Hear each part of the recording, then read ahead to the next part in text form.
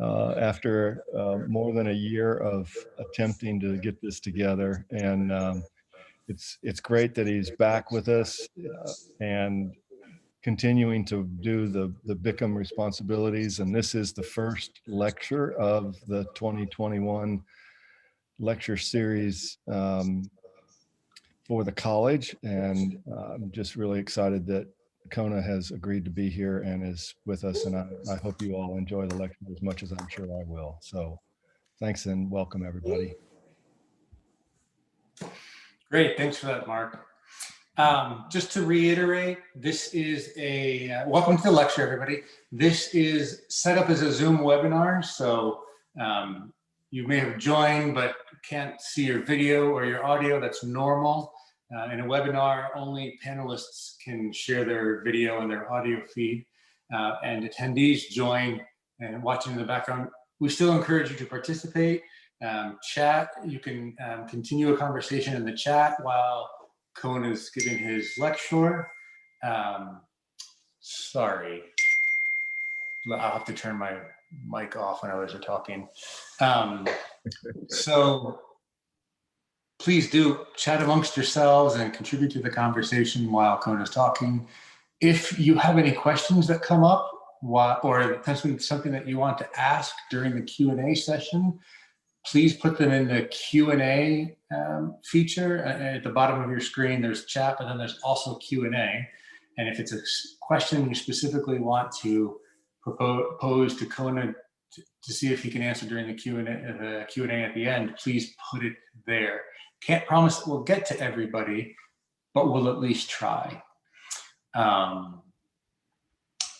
So without further ado, we're going to get started here. And I just want to give a quick introduction to Kona Gray. Thank you so much again for joining us for this event, for this whole semester really as our Bickham chair. For those of you who don't remember Kona or who weren't here with us during Design Week, Kona led our Design Week this January, last month. So 6 teams working on a massive park for a new city in Cairo. It went down with rave reviews from everybody. Everybody really enjoyed Design Week this year compared to some of the Design Weeks in recent past. So thank you for making that happen in such an amazing way. Kona is he's going to tell you probably a lot more about himself during this lecture, so I'm not going to go into that, but suffice to say he has a long career, 30 years working as a landscape architect, has been recognized by various organizations with many awards. He's a fellow of the American Society of Landscape Architects, and he is a great contributor to the profession, having served in various different boards on the Landscape Architecture Foundation, on the executive committee of the American Society of Landscape Architects, and now I believe as the liaison to the Landscape Architecture Accreditation Board, which is quite an opportune moment to have him here, which is quite nice. But besides his incredible amount of service to the profession, he has practiced literally all over the world in all different continents, and there are very few landscape architects that have this scope of project work and cultural work that Kona does. So it's really incredibly valuable for us to have him here, being able to give back and to work with our students and share his vast amount of knowledge with us. So I know that I really appreciate it, and I know that all the students that have interacted with you in any way so far has really appreciated it. So please join me in welcoming Kona Gray to the Bickham Chair lecture today. Hi, everyone. Nick, thank you so much for the introduction. That was fantastic. Can you all hear me okay? Is the audio all right? I hear you great. Okay, fantastic. Well, first of all, I want to thank you. It has been amazing to be here. Mark, thanks for your persistence. So happy we're able to make this work. I really can't begin to tell you how much I appreciate being here with you all. And I'm looking forward to learning more about your aspirations and what you want to do. And I know that you're all going to be extremely successful. I'm, really proud of you all so far, which is really great. So I'm gonna run through a presentation. It'll take me about 45 minutes or so, and then we'll have some opportunity to go through some questions. Over the years, I have been working towards better inclusion in our profession, and this talk is going to focus on that. So let me share my screen, and then we'll get started.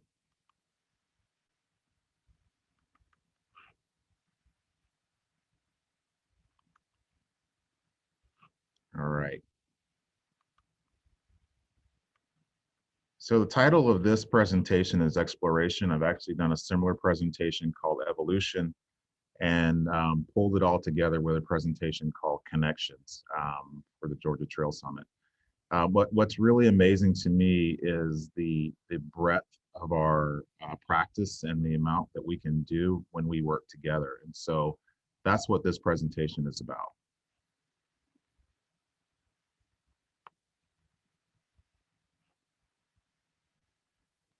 First thing I'm going to do is just give you a quick overview. I believe we have seen a major paradigm shift in not only the profession, but in society. I think it's definitely, we're at a moment of basically change, an opportunity to reinvent how we work. One thing that we do very well is we connect people to the environment. I think that's something that we need to continue to build upon. We know how our planet is being stressed. Just driving over the Louisiana landscape today, coming from New Orleans to Baton Rouge, it just reminds me of how often we lose sight and touch of our natural beauties. And yes, some people may think it's a swamp, but the swamp is beautiful too. And I think there's some opportunities, hopefully in the future, for us to correct and heal a lot of the things that we've done. And many of those things have been due to climate change, racism, mass consumption, all the things that we know are wrong that we continue to do. But at the end of the day, we need to ask ourselves, how are landscape architects going to support equal ground for all? The agenda today is very straightforward. It's broken down into 3 pieces. There is an opportunity here, and we always see opportunities as good things. You may see constraints, but we see opportunities. There's definitely the solution, and certainly there's a future for us all. From an educational standpoint, just want to touch on what we're going to learn today. We're going to touch on the latest in the demographic changes and how that influences our work. We're going to talk about some of the obstacles to improving diversity in our profession, and we're also going to talk about the future.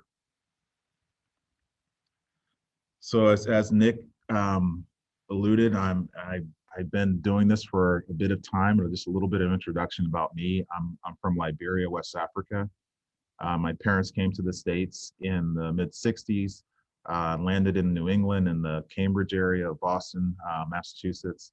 And then we made our way out to Seattle, Washington, and for their graduate studies. And this is a photo of me, the little guy to the right there in 1970, 71, heading back to Liberia after they completed their studies. And I worked very closely with my dad through my entire childhood and growing up through high school, and then following his footsteps into architecture and finally landscape architecture.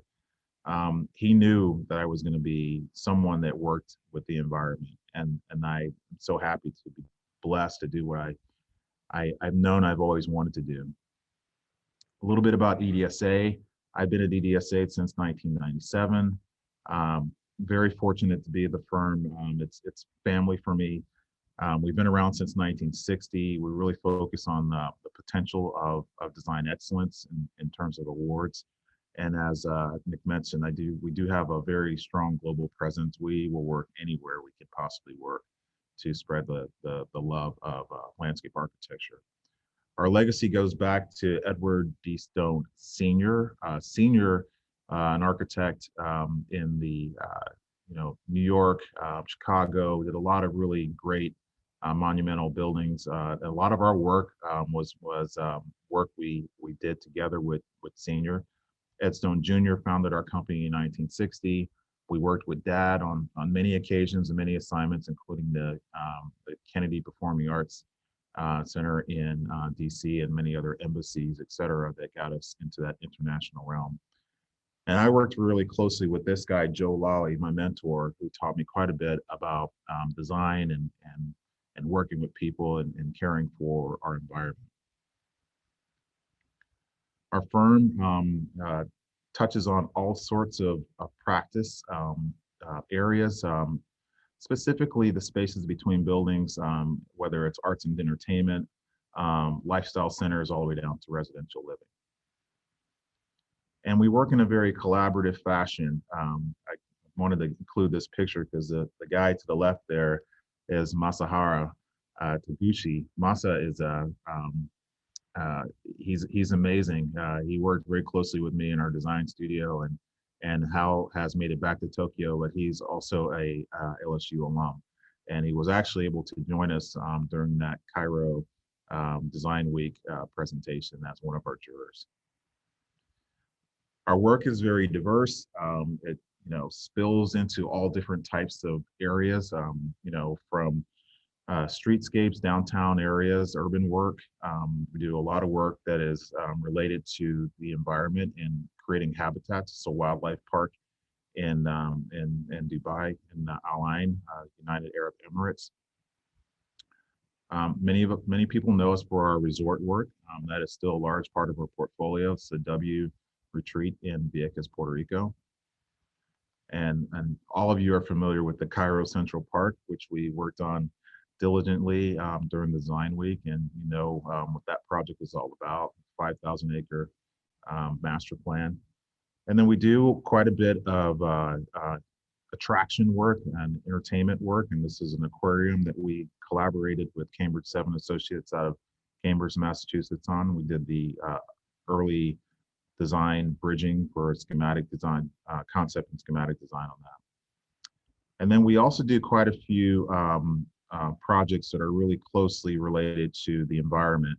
This is one of our hallmark projects, Westlake Park in Hollywood, Florida, working through this natural system of mangroves and giving people an opportunity to be immersed in the environment.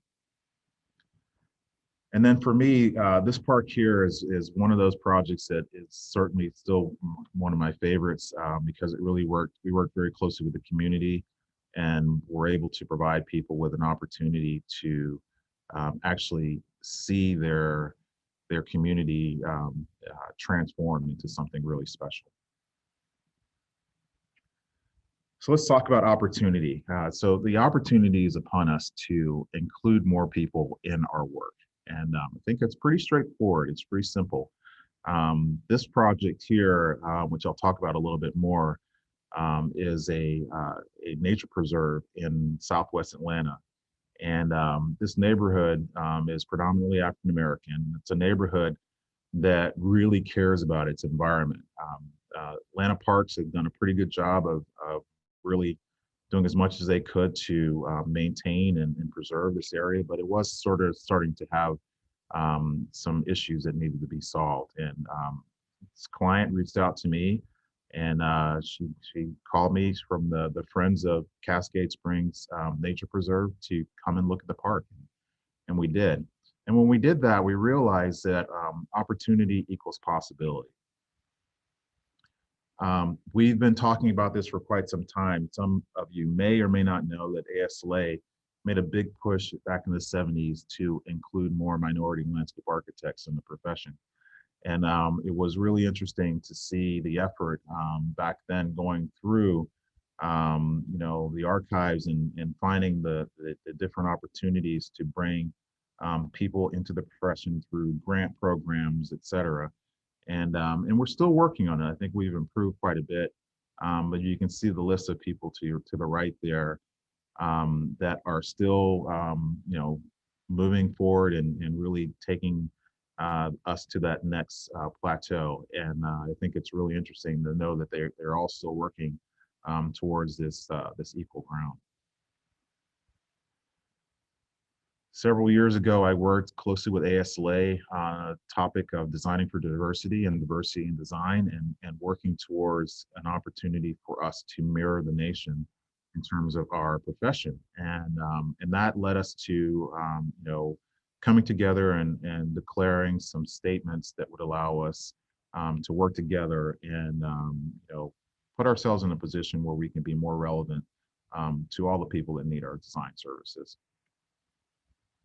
I'm very proud to have been a part of the ASLA Diversity Summit. I was brought in as a observer, which was really cool. I got to basically sit back and meet some amazing people starting back in 2013. And I didn't know they existed, to be honest with you. So that was really fantastic for me as an African American to see so many other diverse practitioners doing really good work, but they're spread all over the country.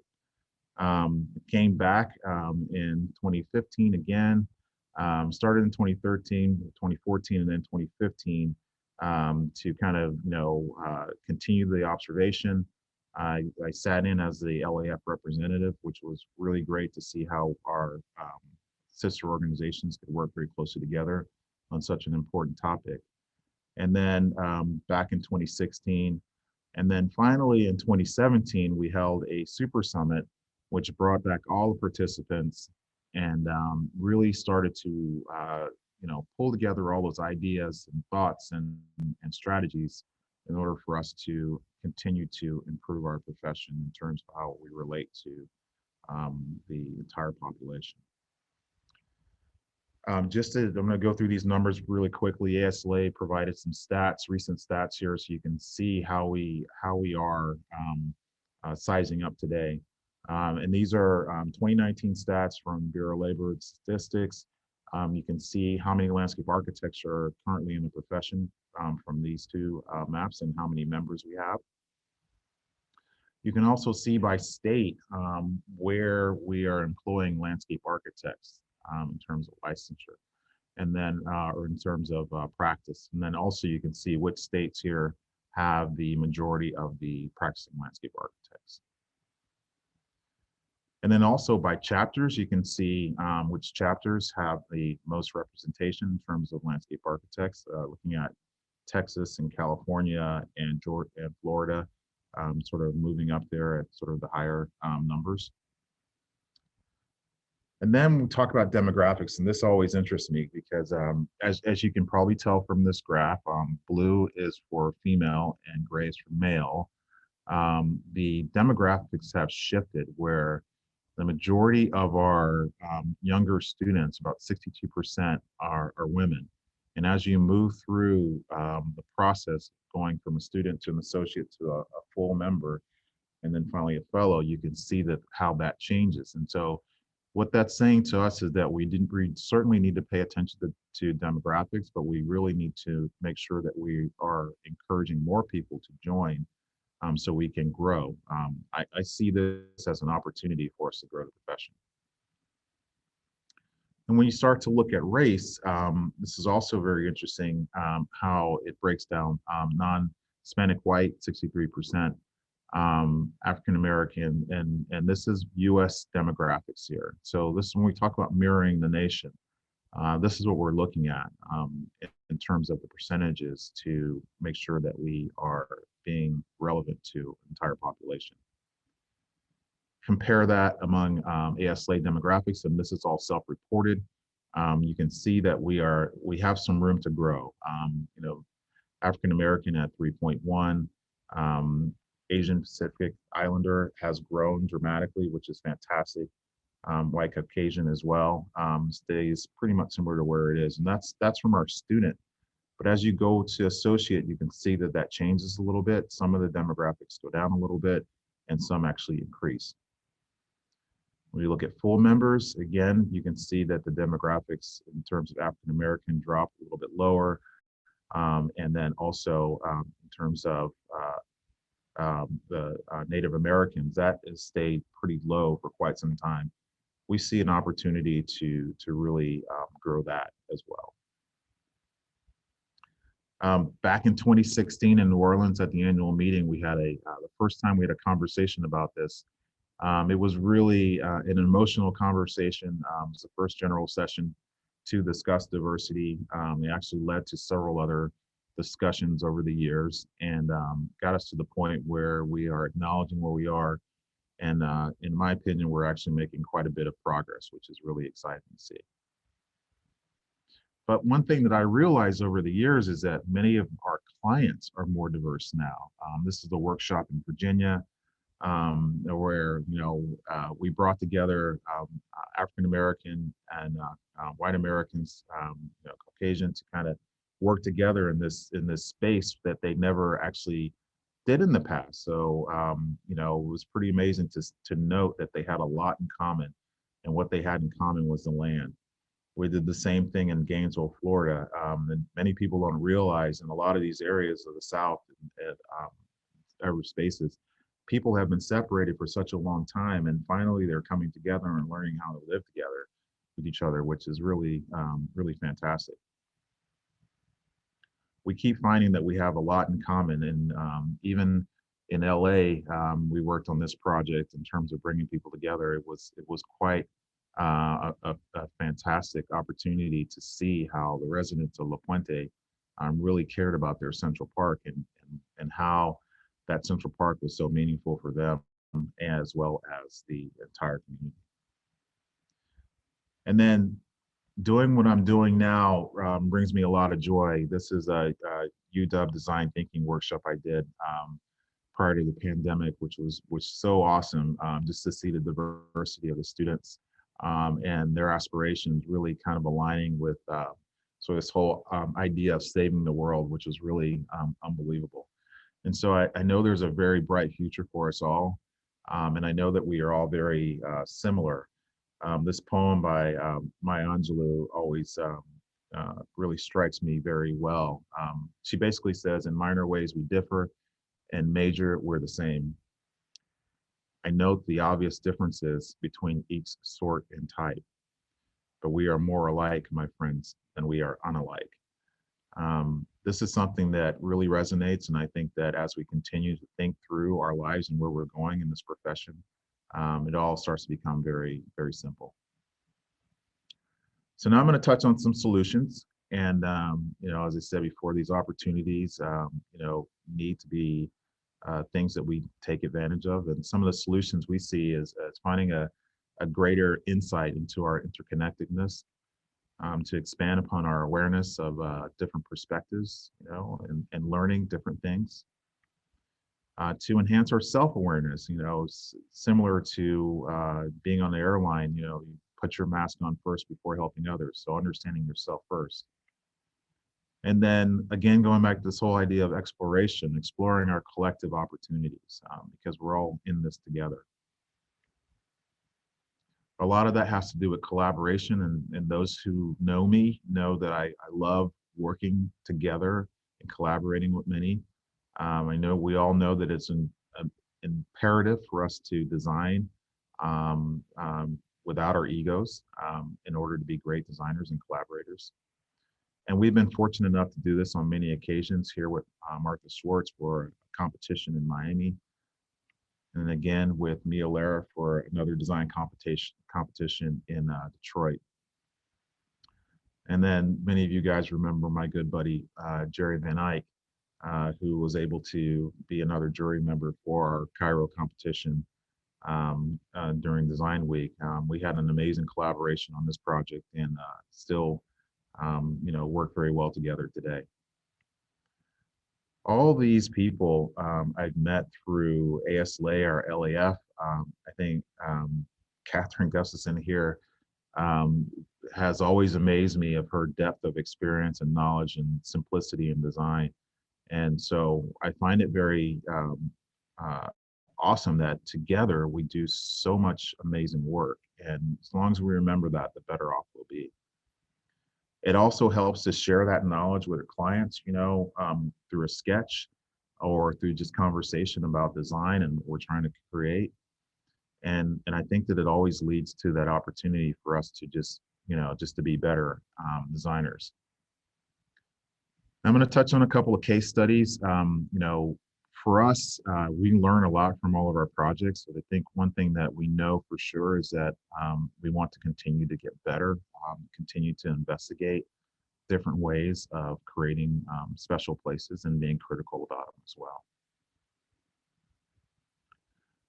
First, I'm going to touch on a couple of projects that EDSA did not do, but we admire. This is at Cascade Springs Nature Preserve. Nature was the initial designer here. Mother Nature did a fantastic job in this area.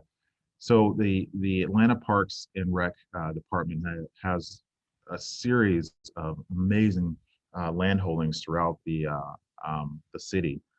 This one in particular has the greatest potential, I felt, from our precedent studies and visiting.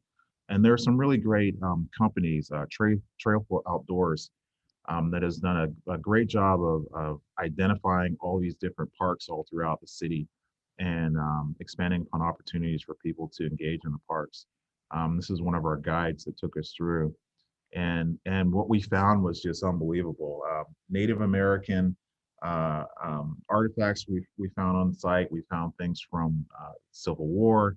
There was actually a battle that occurred here. Just fantastic, topography and land and just a place to escape. You would never know you're in a metropolitan city from being in this park. And we think this nature preserve has all the things that make parks and open space necessary for human survival. Another project I'm going to touch on is closer to my home in Fort Lauderdale.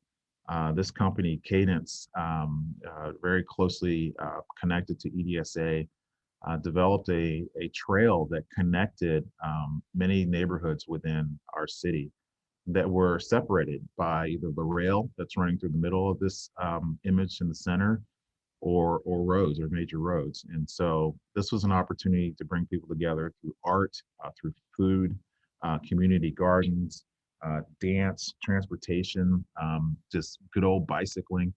And all of this was really wrapped around the theme and the guide of the Mockingbird Trail. The mockingbird is the state bird of Florida. And this whole idea of the trail was to really bring people together to enjoy nature in our city, which a lot of people overlook. And so that black and white photo you can see to the left there on the bottom is the before, and this is the after in terms of its sort of aspirations, integrating art in play areas and shade and using native plants and providing places for people to gather and certainly get around. So another project in Dallas, Trinity River Audubon Center, just another fantastic before and after. You can see there in the timeline how it shifted based on the change in demographics and what was happening in this space, where much of the land, which was pristine at one point, was then taken to a whole sort of degradation, and then it was brought back because of the city's commitment to restoring it. And what this project has done is it's actually allowed an area primarily African American to essentially be reborn. And what has happened here is that a lot of these spaces have allowed people of all different types to come and get immersed in the environment, where at one point this environment was a dumping ground and the people lived there basically suffered with that, especially in that Shady Hills neighborhood. And one of the last case studies I want to show you here that is a project that we admire is the LA River Path. And many landscape architects, including Mia Lara and Laurie Olin, have made an impact on this. And then the folks at Alta Planning kind of brought it all together and connected several different groups. What I love about this is that they took a very complicated project and made it simple. You can see sort of the infographics that are up in the upper left there. And they went through a very robust process of engagement, getting to know all the different neighborhoods that are connected to the LA River. The other thing that was pretty fantastic is that they gave quite a series of alternatives of how you can get down in the river, you can be up, you can be elevated, you could be lower, all of it to just show you how the different experiences could be created. And then in many areas, they were able to take the river back to its natural state, which is also pretty awesome. Staying in California, wanted to touch on the La Puente parks that we did for the city of La Puente. Just an unbelievable community, about 85% Hispanic, Asian American, and African American community. One thing that we found very unique about this place is that through our analysis and understanding of the place and through precedents, we realized that this central park that they had here was a very special place. It was their only major outdoor gathering place, and they were essentially loving it to death. It hadn't been sort of redone in several decades, going back to the 50s. And so we had an opportunity here to help this community really enjoy the space that they had in the outdoors. And our meetings were heavily attended, which was just unbelievable. They were all bilingual. We fortunately have multiple languages spoken at EDSA, so we did all the meetings bilingual. All of our work was translated. It allowed us to really engage with many and make sure that everybody had an opportunity to share their ideas. And not only did we have meetings where people came to us, we had meetings where we went to the people. This was their La Puente Live, their community outreach opportunity that we were able to participate in. And it was great. We had people selling churros and we were talking about parks. And it was really awesome to bring it all together. And what we noticed was that it seemed that food and music brought people together. I think it was universal. And that was something that we really found exciting and were able to incorporate it into the park. But we actually did a lot of things that are pretty old school and simple in terms of our engagement, the green dots, the sticky notes, and all those types of things to get people to really share what they aspire to do, what they like. And then that allowed us to really organize, a new community central park for them. The sort of main feature of the park is this sort of central green space in the middle. And that was the outdoor living room that we created with an amphitheater and a place for them to watch music and then dance, and to actually use that open field in a multi-purpose fashion where they could be playing soccer one day or throwing frisbee the next day. Very, very active on the west side of the park with the ball fields. And then it starts to get a little bit passive in some areas, but it really sort of spills over to the community center, which is on the eastern side of it. And we solved one other problem for them, which is parking. Believe it or not, a lot of people coming to this park, even if they live, a 2-minute walk away, would drive. And so we were able to change that and introduce a lot of biking paths as well to get there. But it was fantastic to see that we're able to implement a lot of the ideas that we heard from the people. And this park is actually under construction right now, which is really fantastic to see that they're taking it to the next level. Next case study I'm going to touch on is a project in Gainesville we did for their community reinvestment area. This reinvestment plan was an opportunity for the community to basically sunset their redevelopment agency.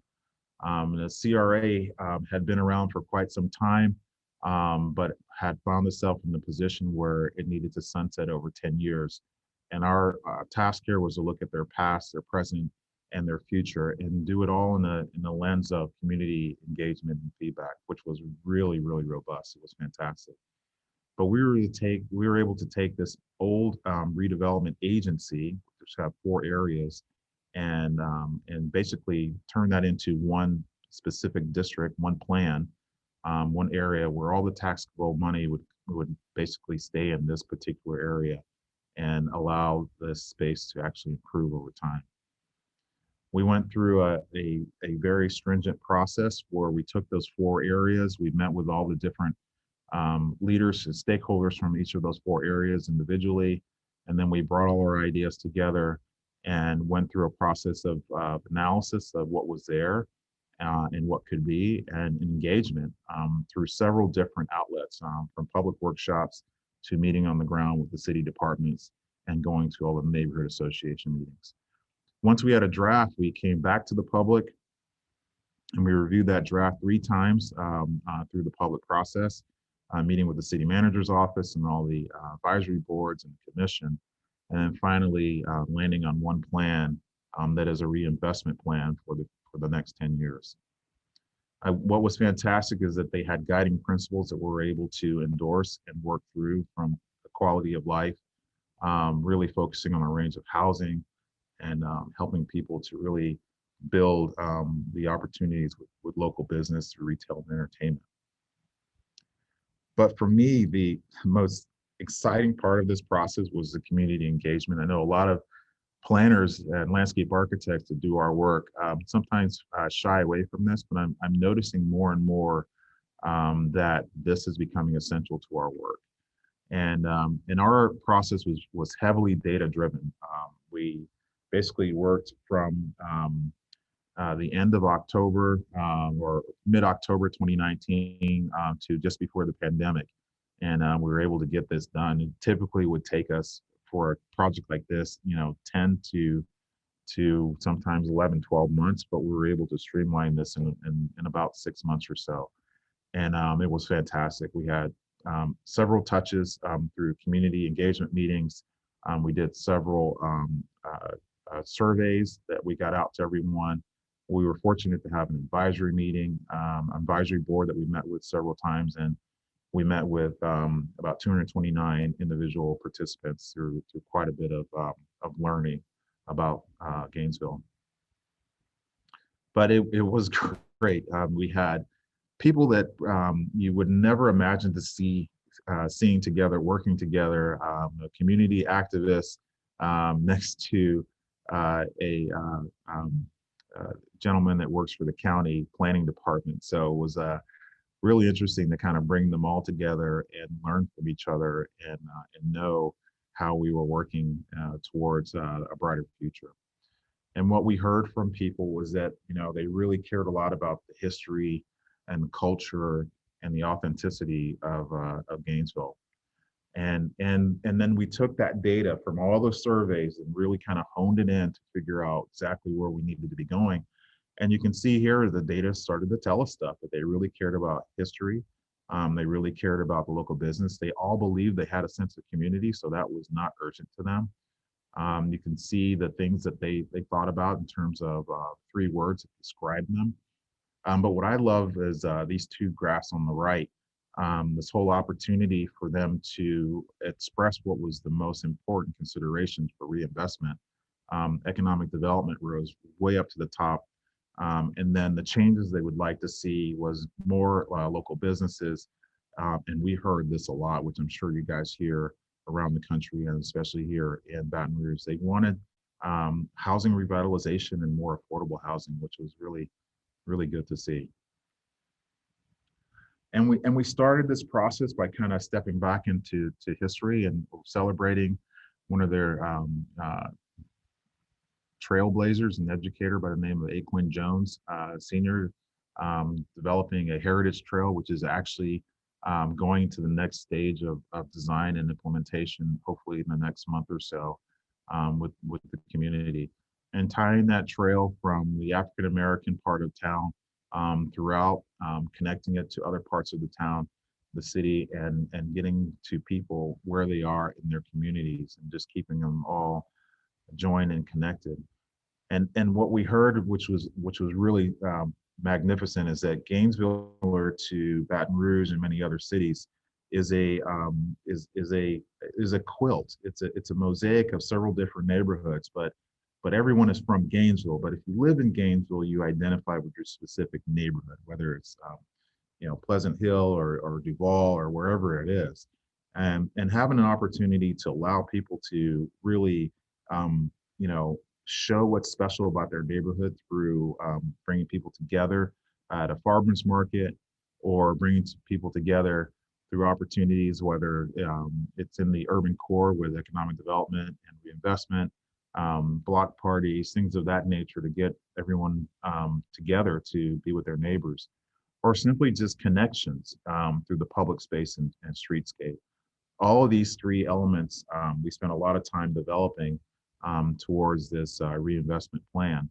And really what that did was it provided them a framework and a guide for the future. One thing that I love about this city is that they really celebrate the people. Gainesville is known for music. Bo Diddley is from Gainesville. This is his family celebrating the launch of Bo Diddley Plaza, which was built some years ago, and still remains one of the major anchors in the city. And this is what spaces like that do. They bring everybody together.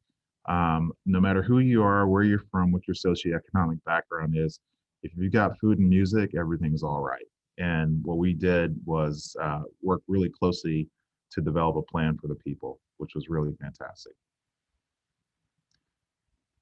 This inspires us, this type of work. I mean, whether you see it in places like New York, or if you see it in DC, where you can bring people together. Obviously, in the pandemic, things are a little bit different now, but these are the type of spaces that really intrigue us in terms of design. Whether you're in Chicago or close to us in Miami, you know, art and opportunities for people to engage really get us out to the landscape where we all should be. But I think one of the things that we're learning through this process is that we need to be more aware of each other, and especially need to be more aware of the profession of landscape architecture. And you know, a lot of people don't know this guy, Edward Fly, was provided with a National Medal for the Humanities from President Obama. You know, he's an architect and a landscape architect based down in Texas, and his work focuses on the historic Black communities. And to understand that somebody like that could really make an impression on our world is something that I think is fantastic. And there are other trailblazers that are diverse in her communities, especially my buddy Walter Hood has a lot to be proud of, you know, in terms of Genius Grant and Jillian Gish Award and all the things that he's done to really elevate the profession. And he does it very, very well. And I think knowing these people is important for you as practitioners, as students. You know, I spent a lot of time in my years of learning and continuing to learn, really admiring and learning from people that were doing good work. And then some of them you probably would know. I met Kim Garza at a Florida conference, ASLA conference, and I heard about her, but I didn't know about her. But she's running this really awesome company in Sacramento, California, that focuses on landscape and art, and doing a lot of really cool work that is almost guerrilla type in terms of its experience. I mean, it's very simple, it's very clean, it's artistic, and they do quite a bit of really great community engagement. So Google her, look her up. If you have an opportunity to work with her, I highly suggest it. Definitely think that we need to be very dedicated to this profession and very dedicated to the future of this profession. And, you know, we definitely need to increase recruitment and retention. You know, I mentor several professionals and students, and I love doing that work. I've sat in as a thesis advisor and a capstone advisor, but I think that these words really kind of resonate in terms of what a mentor is and what a sponsor is, because I think mentors can do a lot to provide really quick guidance and keep people moving. But I think all of us need a sponsor every once in a while, a person that would actually reach into their pocket and give you money to cover your tuition if necessary. And I think that as you start to meet people through your years, no matter where you are in your profession, you realize how important it is to actually help each other. For us at EDSA, we've been doing this for a while. We've adopted schools. We adopted a local high school and did some courses there, which was fantastic, and learned a lot. There's the ACE mentorship program that does quite a bit of work around the country. We need to get more landscape architects involved in this this organization. And then there's the Future Landscape Architects of America. My good friend Nicole Plunkett started this nonprofit through the LAF Fellowship and has really taken off to really focus on K through 12 students to teach them about landscape architecture. At EDSA, we've been working towards that for quite some time. Actually, I need to change this slide because we renamed this scholarship to the EDSA Diversity Scholarship. That really has, great traction over the years. Not that many people applied to it, but certainly that has increased, and we are offering 2 scholarships at $5,000 each annually, which is pretty fantastic. And then I seeded this idea several years ago, and I'm going to keep on preaching it. We need to figure out a way to develop a nationwide strategic recruitment program. And I think we have a lot to learn from the NCAA. They go and find them, so you can imagine coach sitting at your table asking you if you want to, telling you that you want to be a football player or basketball or soccer player. Well, I can imagine universities sending out their brightest and best to recruit students that are at an art program or a design school to come and join the ranks of landscape architecture. And then we curate opportunities. We think that's super important.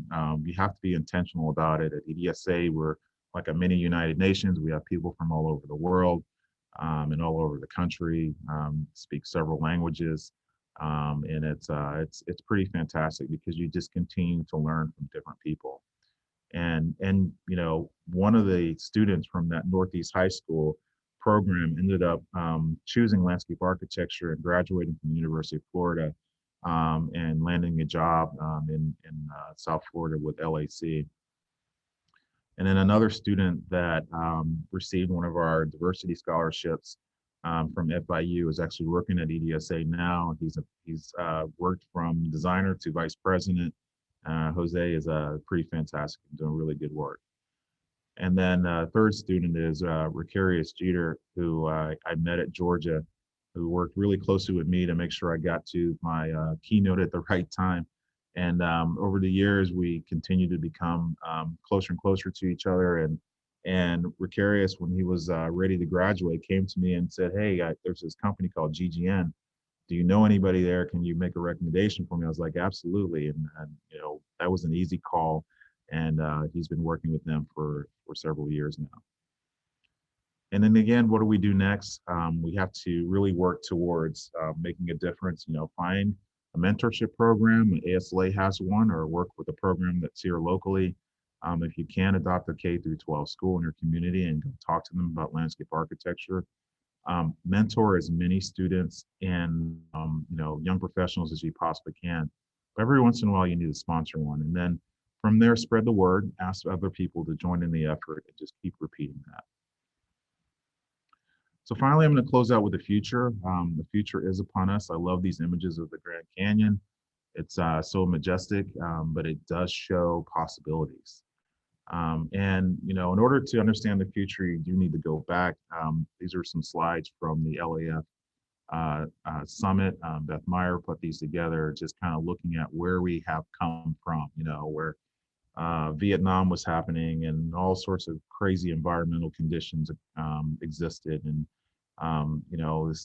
this first lady decided that we needed to beautify America. So Lady Bird Johnson really started a process that helped to mainstream this whole environmental movement. And books by Jane Jacobs and Rachel Carson really helped us understand that. And certainly Ian McCart put it all together with his process of planning. But for me, as a African-American man, it's sometimes very discouraging to see that we're still talking about a lot of the same stuff. And now is the time for us to really overcome and certainly get ourselves in the position where we realize how much we have in common, how much we have to learn from each other. These things really have to be understood and acknowledged.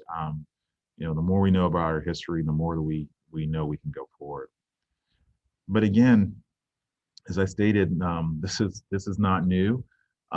This is an ad campaign from the 70s. It was Native American crying as he saw people throwing trash out of their cars, and it still happens today. I have conversations with my daughter about it. We walk our dog, and why are people throwing trash? And it still happens, But it was that New Landscape Declaration, that summit, that really changed a lot of this trajectory for me. And I asked myself, what am I going to do? And that declaration really hit on a lot of really major issues that we were dealing with, from climate change to mass species extinction, and really sort of modeled itself after the 1966 declaration, but really was a call to action for us to move forward. This Fellowship for Innovation and Leadership came out of that. Highly recommend that any of you who are interested in sort of continuing to study something and push things a little further, to apply and give it a shot. I mean, this guy Bryce Merriman, applied on the topic of homelessness, and really broke the mold in terms of what landscape architects can do, because homeless people live in the landscape. And even though somebody might say that we have no business thinking about that as landscape architects, we actually do. What I asked myself what I was going to do was really to work to strengthen our diversity, and to look at our global capacity as well. And I do that through a lot of methods. And one thing that I've done quite a lot lately is read. The Start With Why book was given to me by my good buddy Sean Kelly, who's the past president of the ASLA. And a lot of times when I read, I've begun this process of doodling and sketching to really kind of really lock in what I'm learning. And you guys can watch a 15-minute TED Talk about Start With Why, which will really kind of put some perspective and purpose in your lives. But I noted this was the best read of 2019-2020 when I read it. Also, there have been quite a few publications coming out about Black landscapes. My good friend Kofi Boone contributed to a larger book that recently came out this fall by Walter Hood and Grace Mitchell Tata about racial injustice. And Walter was interviewed by The Dirt by Jared Green over at ASLA, and his response to what was happening is that we've seen this before, and he asks us, he's like, it seems like we're not asking the right questions, and that last question stated there really resonated with me. It was, why are people of color harmed at a greater frequency? And that's something for us to think about as we start to really introduce ourselves as stewards of not just the land, but of society as well. I know it sounds like Oprah's book club, but another good book that I just picked up, I haven't gotten through it, just started to skim through it a little bit, is Caste, and just kind of understanding these whole systems of hierarchy and racism, and where they overlap, and how that makes a difference in the type of places we design. Another really good book is Cosmopolitan Canopy by Elijah Anderson, that really talks about Reading Terminal in Philly. This basically, it's a public food market. You go there to get whatever kind of food you can imagine, but it brings everybody together where we can practice being together and getting along together because we all love food. I did also do a little bit of research and data gathering, and found this book about the legacy on the land related to the national park system, and how the Peterman family realized that not a lot of African Americans were going to the national parks, and and they saw this sort of disconnection, and that's something that they noted it really needs to be changed. And good old Cornel West has been writing about race for quite some time. He can be a highly charged, but at the same time highly provocative person that really touches on all the things that really make us unique. And even though we're different, the races do bring us together as well. And then, this book is really a lot about technology, but it also touches on humanity and sort of where we should be going. This quote by Dr. Oz: "Let's not confuse movement with progress," giving us all an opportunity to sort of put our phones down and kind of reconnect with each other. And then the final book, which I just started, and we're a couple of chapters on the way over here to Baton Rouge, is called All About Love by Bell Hooks. I love these notes and these quotes here. We do not have to love, we choose to love. This is by Scott Peck. And then from Bell Hooks, when we love, we can let our hearts speak. And I think that has a lot to do with life. If we're loving, if we're open, if we do everything from a place of love, it's always going to be positive, which is the way life should be. And after a year like 2020, I think we all need a little bit of love right now. So how's 2020 changed the way we work? For us, 2020 basically just highlighted a lot of stuff we knew. We knew about climate change. We obviously all know the coronavirus all too well. Now we understand how that's had a big impact on us. We all experienced the craziness of the summer through the Black Lives Matter protests and just understanding how racial inequality has affected us all. But we've all learned to sort of live and work from this whole aspect of the boxes on TV or on your computer screens. But I think what's amazing about that is that even though times are crazy, it has kept us together.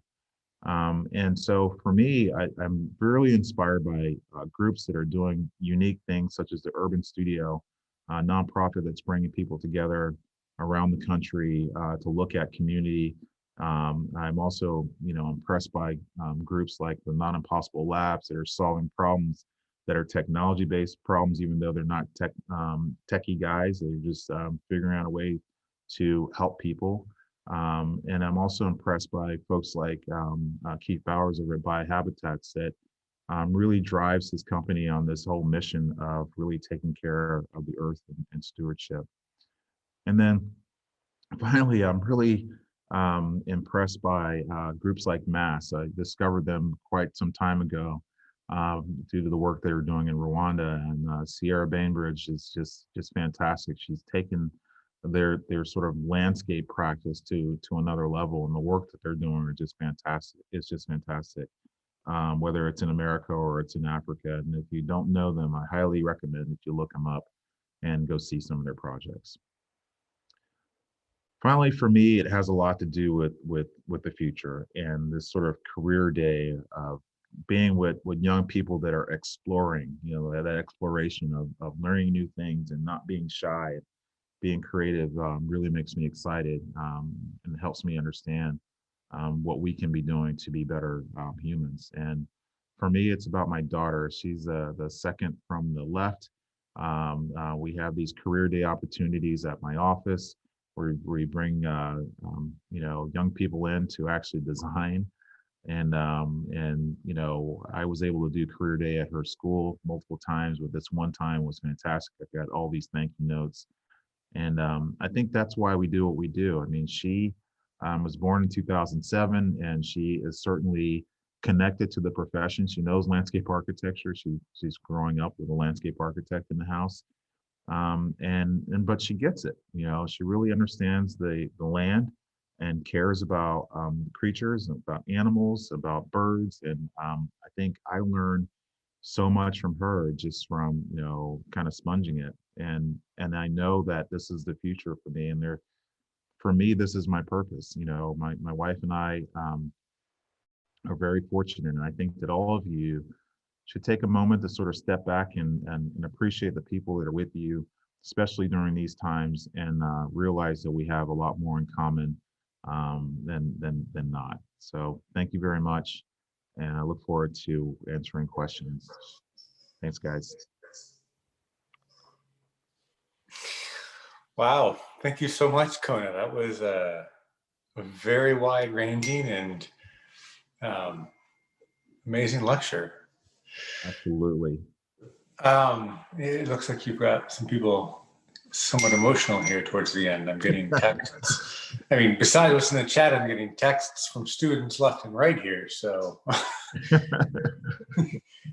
you do have an audience. You know how to work an audience here, right? No, but I mean, in and of itself, that was an amazing lecture. Thank you so much. I love engaging with you all. It's been wonderful. So we have some student panelists here. I'm going to go ahead and introduce them, and just so you know who we're working with here.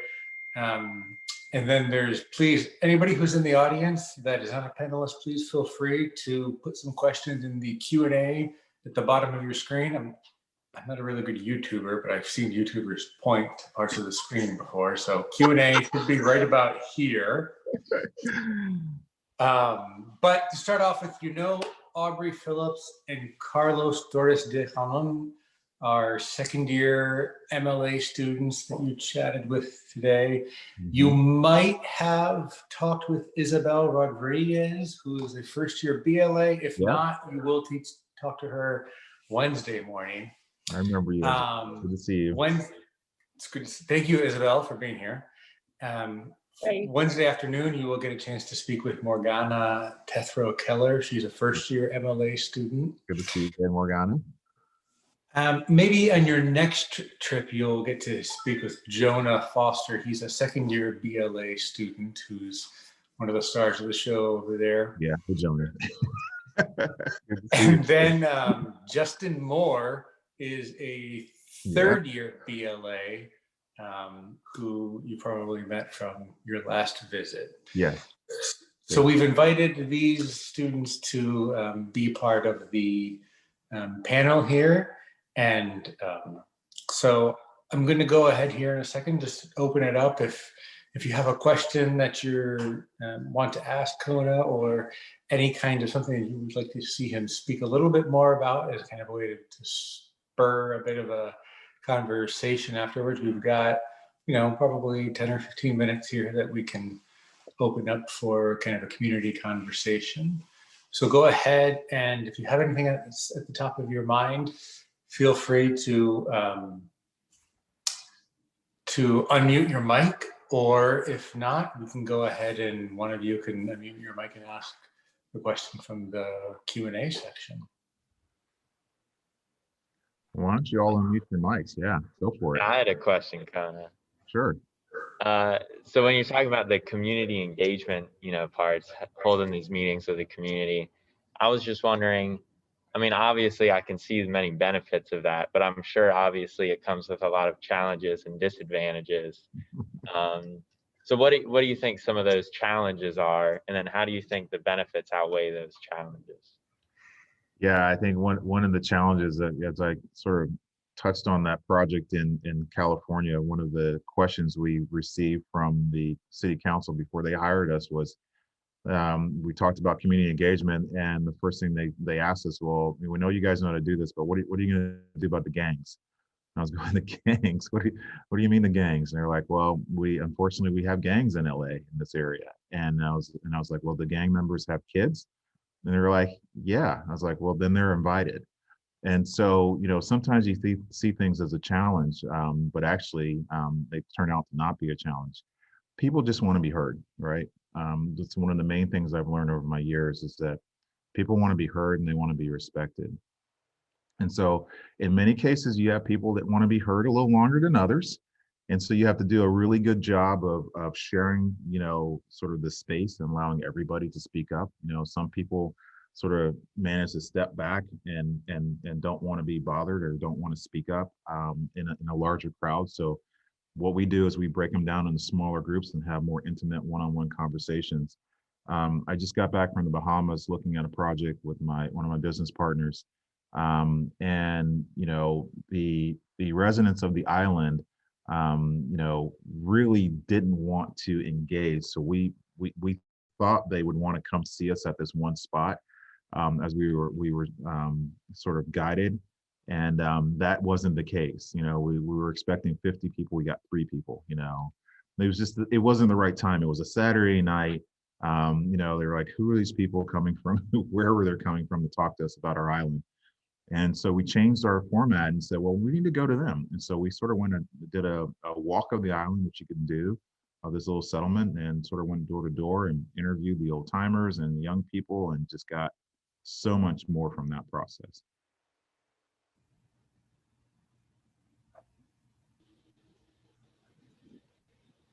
Nice. Thanks for the thoughtful response, Kona. And on that note of thoughtfulness, got a question from the chat. So, and I'll try to paraphrase it, but I'll read most as is. So because you mentioned the importance of, quote, checking one's ego, have you always been this humble, or have you ever had to go through the ego check, quote unquote? And if so, what was the process / journey or adjustment for you? And there's a follow-up question, but I want to hear you first on. Oh man, that's so good. Yeah, you know, when I was one of the older students at Georgia, and I worked through school, and so, you know, I humbly had some skills, right? And I remember my classmates getting mad at me. They're like, "Hey man, you know, slow down. You know, you don't want to. You know, we're all trying to get through this together." And I, you know, I was like, okay, all right, but I still had a little, you know, swag, right? And so when I got to EDSA, you know, I was expecting to be the star, and I wasn't. That was a quick ego check. There were some very, very talented people there, but the coolest thing about it was that they didn't have swag. They were just humble about it. I mean, Ed did a really good job of establishing this really sort of quiet humility. We all work together and we collaborate. And I was like, wow. I mean, that changed me, you know, quite a bit. And I learned a lot from that. And so over the years of, you know, going to meetings and just working with people and seeing how they navigated, you could tell the ones that really had the ego and wanted to pound the desk, and they were the ones that wanted to steal the show. But our firm, what we would always do, these workshops, we'd be the ones quietly in the corner drawing, and then inviting people in, and everybody would start collaborating. And we find that much more effective, way more effective than being at the front of the room, just talking, just pontificating about nothing, you know? So I think that once you learn that, and you will, you're just going to be so good. You can be such a great collaborator. So yes, it's important to check your ego. Thanks. You answered the follow-up question through your answer. So. Oh, okay, cool. Which was like, if you could go into, like, the question was if you could go into the collaboration aspect or the desire to collaborate as a way to go through the ego check. And so thanks. Yeah, Carlson, one major key to that is that you got to go in with your arms open, like a hug. You know, if you go in with your arms crossed like this, you know, you're really kind of, you're not setting the right tone, you know. So I always, you know, no matter whether you're in studio or if we're in an office or whatever, go in with an open mind, go in ready to learn, and you're gonna knock it out of the park. But sometimes it's for people that have, you know, nurtured that ego for so many years, it's hard, but with practice it gets better.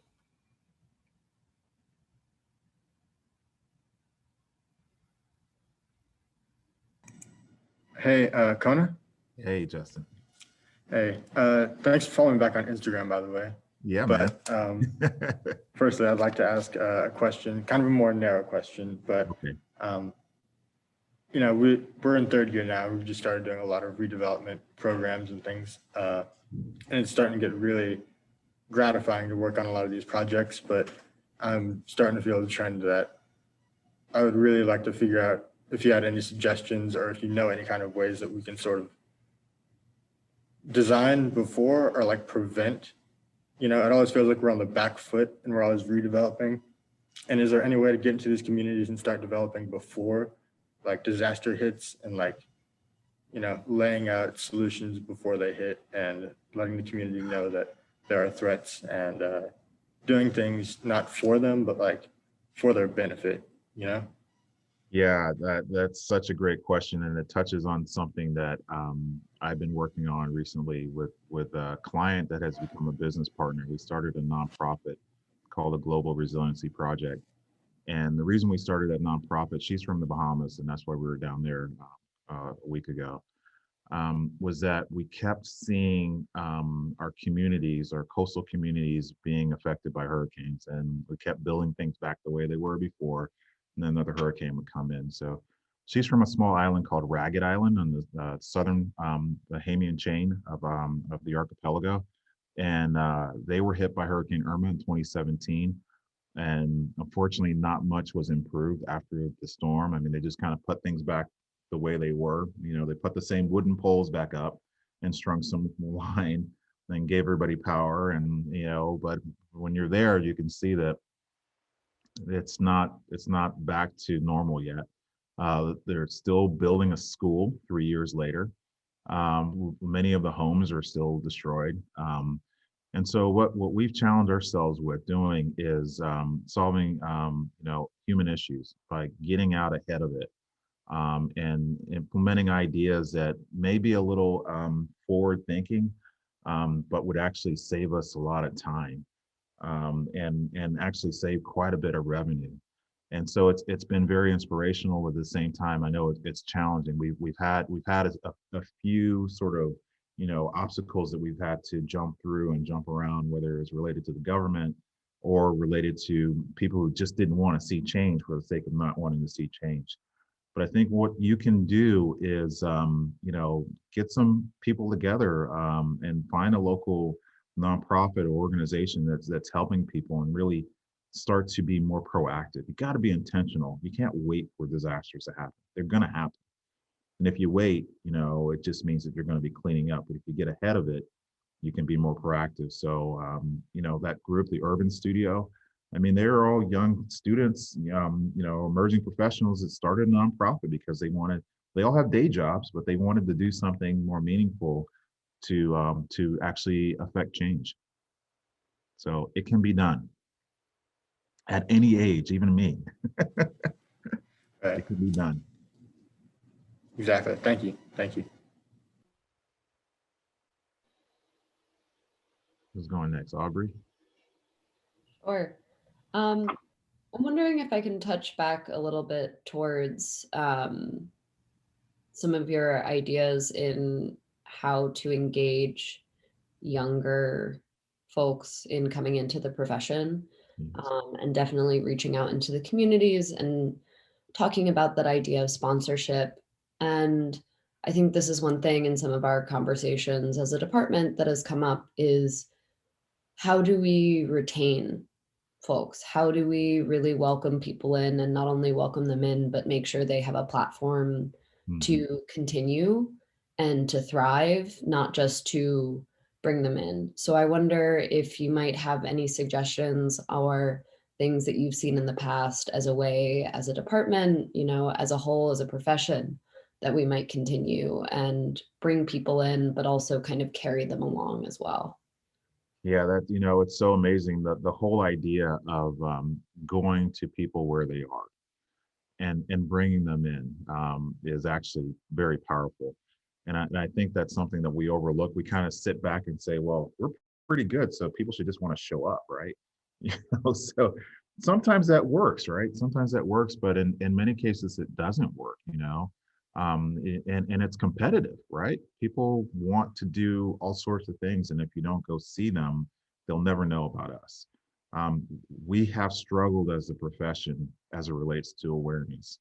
You know, every chance I get to tell someone what I do as a profession is like gold. I just keep people ask me, what do you do? I'm a landscape architect. Oh, you don't know what a landscape architect is? And I tell them. But I've run into people that are like, oh, I'm a master planner, or I'm an architect, kind of, you know, and that's not it. We have to be bolder. We have to be forthcoming. We have to get out there. We have to share our knowledge, because if we don't, people will never know about us. Fortunately, the President's Council organizations, that's all our sister organizations, including ASLA and LAF and others, have got together and have funded a program called Frameworks. This group, they're a bunch of social scientists that kind of help reframe perceptions. And I think they're in their second phase of the process. And when they're done, they're going to be able to give us basically a toolkit to go out and market. It basically change the brand of landscape architecture so people really know what we do, and basically spread the knowledge. And the thing that I found over life is that it seems like many of us act out of fear, you know, and so we want to get a certain job because we fear that we're not going to make enough money, or we want to work in a certain place because we fear that it's that's going to be safer. But if we all can start to come from more of a place of love, you know, where we're sharing these ideas, where we love our neighborhood, we love the people that we know, you know, we just keep giving.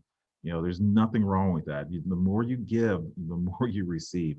It's really a crazy notion, but there are people out there that need our help, that definitely would benefit from landscape architecture, and I think it's up to us to do it and be intentional about it. So I would encourage the program to find a local community nonprofit or a local school, and do a project with them. You know, adopt them. I know it's challenging during COVID, but there's ways to do it. There definitely are. Thank you. Thanks. Hey, Kona. Hey. I'm just going to read one of these from the chat because there's some really good questions coming in. Avery Haynes wrote, how do you design spaces to their full potential in Black and Brown communities without making them subject to gentrification? Well, timeless question.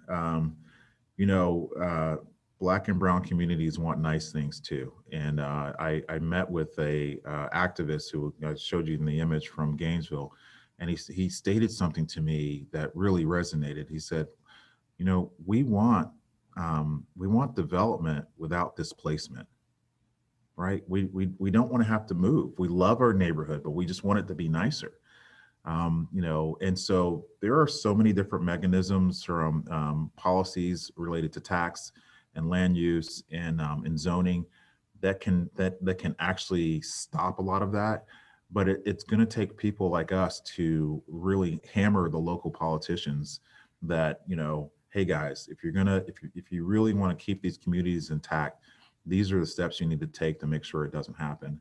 Because it's not the first time I've heard that, where people are like, oh, no, don't improve our park, please, don't improve the street, you know, because our taxes are going to go up and then we're going to have to move out and, you know, blah, blah, blah, blah, blah. But it's true, it happens. But I got to tell you, gentrification can be very, very good, especially when you don't displace people. Improving an area is actually a good thing. But, you know, it is unfortunate that some people take full advantage of that, and it doesn't end up being positive. So help our politicians understand, because that's really what it's going to take. On that note, as a follow-up, the Shade Winfrey asks, so when designing a city park, for example, the unhoused folks should be thought of. How do you balance stakeholders who may not want unhoused people on their property while also making a park inviting for all? So how do you balance safety, comfort with expectations of those that are around the area or the client? Yeah, I find questions like that really intriguing, because we all want the same stuff, right? We all want to be safe. We all want police to take care of us. We all want a nice park. You know, we all want access to food. And you know, the community like Atlanta that has experienced so much change. I went to high school in the area and then college at the University of Georgia. You know, there is a certain major divide between Black and white, which has been very, very strange. And you know, the renaissance of the city has brought a lot of people back into the city that didn't, you know, they all left the city, and then they're all coming back to the city, and now everybody's starting to live together. And what I find very interesting is that there are commonalities that we don't always consider. And so when we do design workshops and sessions, we pull that out of people through all sorts of different methods, you know, so that they finally see what they have in common. And once you do that, you solve a lot of those fears. Again, it's people living from a place of fear instead of a place of love. And when you get past that, It's gold. This works.